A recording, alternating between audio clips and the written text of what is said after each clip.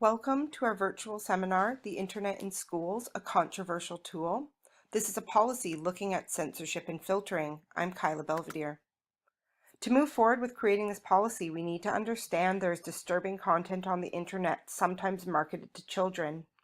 This is James Bridle, and in this TED Talk, he discusses filtering and how most filtering is done by bot programs that even the designers don't really understand. He suggests that the pattern seen thus far with filters is that they also start filtering out other content that can be deemed in any way objective and that they are highly fallible. We as adults know children can't just be left to their own devices online without supervision. We install programs such as YouTube Kids, but even YouTube Kids has algorithms that like autoplay. And my son, who was 8, was watching Minecraft videos, and then he was watching homemade Minecraft rap videos, and that was fine. But then the algorithm predicted another rap video that was created using a different video game. And as you can see, if you know video games, Grand Theft Auto is a very different game than Minecraft. So this really illustrated for me, someone who is actively concerned about media and limiting it, how these can be highly fallible and that no adult will have eyes everywhere all the time. But there's also fears over censorship and that we're going to end up with mass censorship like in countries such as China. The Global Internet Freedom Consortium makes and uses anti-censorship technologies because they see people who are censored as living under oppression. And then we see the flip side of this, big business such as Google looking to have search engines that are pro-filtering. On another side of this, we have this idea that social media has power. And in countries such as Ghana, where youth are just beginning, steadily rising to use social media sites, the internet is a very powerful tool, but it's not being harnessed for educational purposes. So how much should we be limiting rather than teaching about the potential of the internet? And this is a question about censorship and safety. And when we look at the principles of librarianship, we see many of our principles in conflict, such as access and diversity, confidentiality and privacy, social responsibility. And when we examine these definitions provided by the International Federation of Library Associations and Garner, we see this idea that we want to support all members of our diverse school library community. And what is censorship? That's at our core here. And this is the suppression of ideas and information deemed unacceptable or threatening by a party in power. It can block empowerment, silence free speech, limit access to information, restrict the use of communication tools, and it serves the interests of those in power and undermines the liberties of everyone else. And this definition is provided by Peter Bischoff, who writes for the Comparatech blog. And filtering is a form of censorship. If you're not familiar on filtering, please look at some of our resources. My colleague's going to get further into filtering in a moment. But when we look at the relationship between filtering and censorship, we see that in our professional ethics, we've agreed to be anti-censorship and we've agreed to uphold the rights of children. We also know that the school library has played a special role in education. And to quote Lerner, not only in teaching facts and reading skills, but also in inculcating the values that children were desired to absorb. Now, we value a diversity of views. Sorry, this brings us to the question where we value a diversity of views and ways of learning and knowing. So how do we limit censorship but still protect children from potentially damaging materials while recognizing every student and every education looks different? Currently in Canada, there is no legislation protecting children online. However, school boards do address this individually, such as my school board, the Greater Victoria School District in British Columbia, where we're heavy Google users, so all our policy is directed to around that. In the US, however, there's the Children's Internet Protection Act, and what this policy does is it's an E-rate program for libraries that agree to filter, and they must then enact 2 policies. One is that they will monitor the online activities, and 2 is that they will provide some sort of education about appropriate behaviors. And it does address our fears, and my pro-filtering colleague in a second will get into our fears around technology, but my anti-filtering colleague in a moment will get into the impacts of filtering. What does filtering do to education? These topics relate because on the one side we have anti-filtering, where young people need less guidance, and on the other side we have pro-filtering, where young people need more guidance. I'm going to throw it over to my colleague who's going to discuss the pro-filtering side with you. Hi, my name is Sarah Kiwi. In this part of the presentation, I talk about the filtering and why filtering, although our group doesn't agree with filtering at school, but we were curious to know what studies and researches reveal about the necessity and efficiency of filtering at schools. That's why I discussed the pros of filtering here. My first slide is just the introduction, emergence of the internet that brought up the new generation of kids who haven't experienced life without internet and computer, which requires more studies. And then I have three characteristics of the nature of the internet: openness and high access, business, and marketing, of course. About the openness, all the information on the web are just one click away from children sitting at home in their bedrooms, and they're very comfortable because they're just at home, and they share everything. They trust people, and they share information that they should not share. High access is the second characteristic, and the extent of internet use among kids is very high. About 92% of elementary school kids are using internet at home, 66% at school, and there's no significant difference between between different social and economic background of kids. All of them have access to internet. And the third one is business and marketing. Marketing, of course, kids are concluding a very big portion of the population of internet users to absorb them. Businesses are need more clicks and viewers and customers, so that's why they target kids for their purposes and business purposes. The second section of my presentation is about the harm of the internet use. The second section of my presentation is about the harm of internet usage for kids. Here there's a chart showing three different types: content, contact, and commercial risks. And in this study, the scholars have 5 different groups of internet threats to young people. The first one is the nature of the information and the age level. Sometimes they are getting the information that they are not appropriate for their age, and that causes aggression, fear, symptoms of psychological trauma, or negative self-image, and it's all because of the information they get. And then giving out information. Kids are on social media every day, and they are giving out their personal information like names, pictures, phone numbers, and even parents are not aware of that because most of them are doing them on their phones or on computers at the times that parents are not aware, so they even meet people who have met online. And the third one is the negative impact to exposure to porn websites. There are lots of young kids who have been exposed to these type of contents, and they are affecting them in their life, their characteristics, and their psychological impacts on them. And this is a video about a girl who is suffering, or who was suffering from these type of issues when she was a teenager. And then the fourth one, the impact of sexual solicitation. Again, researchers are showing that there are children who are suffering from the sexual solicitation online.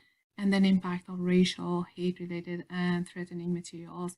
Of course, there are young kids who have been exposed to threats, to stresses like having exposed to violence, to sexual content, to racial content, and they are affecting them. The third section is about types of preventions. Parent-teacher supervision, education, and filtering are 3 methods. Parent-teacher is less than we think, and it's not that important and effective. There is no significant relationship between parent-teacher control and the safety usage of internet by kids. However, teachers and parents especially need to be involved in what their kids are doing and talk to them about the internet life.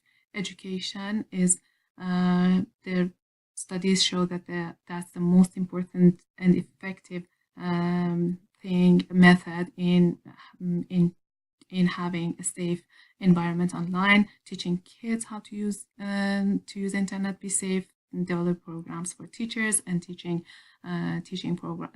parents to be involved in what their kids are doing. And then the last one is filtering. Filtering is just blocking the information which is not wanted or desired. And we have three types: content, exclusion, and inclusion filtering. And here I explain how they work and the efficiency. Of course, they are not, filtering is not efficient. Sometimes they are not filtering the subjects that they should filter. Sometimes they filter the things that are useful, and the average efficiency of the filtering software products in the market is just about 30%. So that's why we prefer focusing on education, not filtering. And that's the end of my presentation. Hi, I'm Shauna Derbyshire, and I'll be continuing our discussion about filtering in schools. So we've looked at some arguments for filtering, and I'd like to present some arguments against filtering. Filtering is often ineffective. So filters are blunt instruments. They often fail at the purpose of filtering out only certain types of information and filter out perhaps more than what was intended. So filters can't differentiate between the complexities of information like a human can. And the ALA, in their stance on filters and filtering, say, research demonstrates that filters consistently both over and underblock the content that they claim to filter. Filters often block adults and minors from accessing a wide range of constitutionally protected speech. Dr. Schrader, when he talks of filters, says internet filtering as a solution to offensive ideas in cyberspace is like performing brain surgery with a chainsaw or a jackhammer. It's taking the judgment and the accountability away from professionals like librarians and educators, and instead putting it in the hands of commercial interests.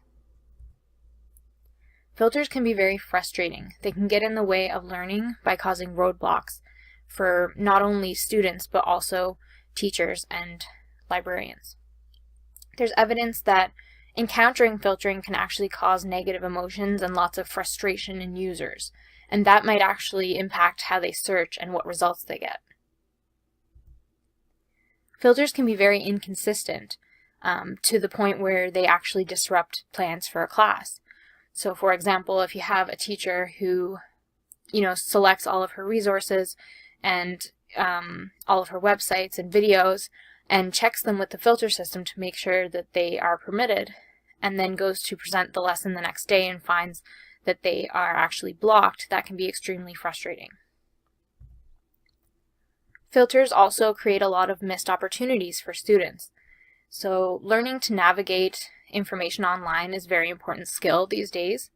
And when schools rely on these filters, they're not only relying on a system that is not perfect and won't necessarily protect students as they're intended to, but they're also denying those students the opportunity to build digital literacy skills that are very important. So learning how to use the web effectively and responsibly is important for students now and as they grow up into the future. When the filters block out anything that might be potentially questionable or problematic, students don't get a chance to learn from that. And furthermore, they don't get a chance to learn from that while they're being supervised by adults. So later on in life, they might encounter this information when there isn't a filter present and not know how to navigate it. Censorship is another extremely problematic part of filtering. So filters are designed by people, and people have their own biases and prejudices and views on how the world works. So things like health information and news, LGBTQ plus resources, and other important types of information can be restricted, whether intentionally or unintentionally, by filter systems. Recently, there were reports that a filtering technology that was developed in Ontario is being used in other countries around the world to filter out any information that the governments there might think is objectionable. So library and information workers we're in a place of power and we have responsibility to examine and question these filters, especially if we're going to be using them in our classrooms and libraries.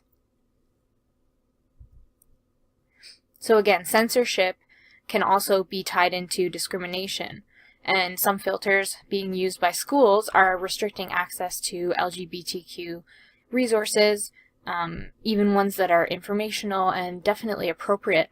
They're being flagged as offensive. So in response to a lot of this censorship that's been happening, the American Association of School Librarians has created Banned Websites Awareness Day, which aims to raise awareness of the many useful and legitimate websites that are being blocked by this powerful system of filters. Freedom of expression and free speech is another area that is being affected by filters. So filtered versions of the web are providing a false reality that doesn't reflect the freedom of expression that should be granted online. And it's important for students to learn about the rights and responsibilities that they have when they're using the internet and how to responsibly navigate those areas.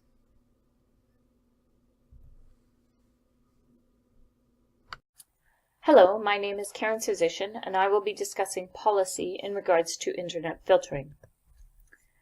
For this seminar we have created for you, we are assuming that you, the audience, are Assistant Deputy Minister of Education and school administrators. Therefore, we are presenting this with the assumption that we have our school district's support on creating an information policy and providing the necessary information for those in a position to implement the policies, recognizing that the next step is often budgetary and therefore out of our hands. If we look back, in the United States, with SEPA in effect, schools and libraries were required to block or filter out questionable online content. In 2007, the American Association of School Librarians initiated an annual survey of school library programs, and in 2012, the AASL used the survey to get information in regards to internet filtering. Noted in the survey results was that filtering of online content is nearly universal across schools or school libraries. Filtering is used most frequently for social media and entertainment purposes, and used much less for news and education consumption. And the software filtered was based on URLs, keywords, or blacklists. Interesting to note, 73% of all schools reported that students, no matter their age, were filtered at the same level. There were so many different ways to filter that sometimes it was just easy to overblock. In Canada, we do not have a similar document. We do have the statement from the Privacy Commission of Canada and online privacy in regards to kids, but that's pretty much as far as it goes. They do state their goal is to raise awareness of privacy issues and give some guidance to both educators and parents about tools and tips they can use. The best approach is to educate young people to evaluate situations on their own, as opposed to a set of rules or to block access entirely. So what needs to happen in schools? We understand that we need to protect the students from inappropriate content. However, some students are smart and know workarounds. As stated in an article by Robin Trebod in 2018, with a quick Google search, your child can have all the information needed to switch off or adjust the internet filters. Administrators and teachers should engage in ongoing evaluations of appropriateness, thus changing their policies as needed to a more balanced filtering model where there is more supervising and teaching happening. Also, with more schools allowing bring your own devices, we need to be making sure that these are covered in the policies as well. Educators, academics, and advocacy groups need to continually revisit internet policies to make sure students are becoming knowledgeable digital consumers. If educators arm their students with internet and media literacy, they equip them to be using online research in safe ways, both in the classroom and at home. We need to create policies that fit the needs of the learners and fulfills the role of educating and protecting the user. In these three statements, it is clear that policy needs to be in place. However, we need to focus on the education piece. Always considering their safety, as in the Greater Victoria School District statement, but also looking to learner, as he states we need to equip our young people for the future. And finally, Travad stating that many organizations feel that there needs to be a balance between control and education, the key being that dialogue between all parties involved. Media Smarts is Canada's Centre for Media and Digital Literacy, with information and research about this topic for parents and lessons for teachers. You can also follow their blog on Facebook page, or Twitter. And speaking from a personal perspective, reviewing the policies has helped shape the policy over the years in my division. When I started 14 years ago, the entire division was filtered equally at all levels. Over the years, the policy has changed to be more reflective, and we now have 4 levels of filtering happening. In this technological world we live in, it is up to these 3 groups to guide the students. We must all work together to ensure the safety of students online. Divisions across Canada have policies that are following in regards to internet safety. Teachers and parents should be monitoring students online, not just depending on solely blocking, but teaching the students how to be safe on the internet.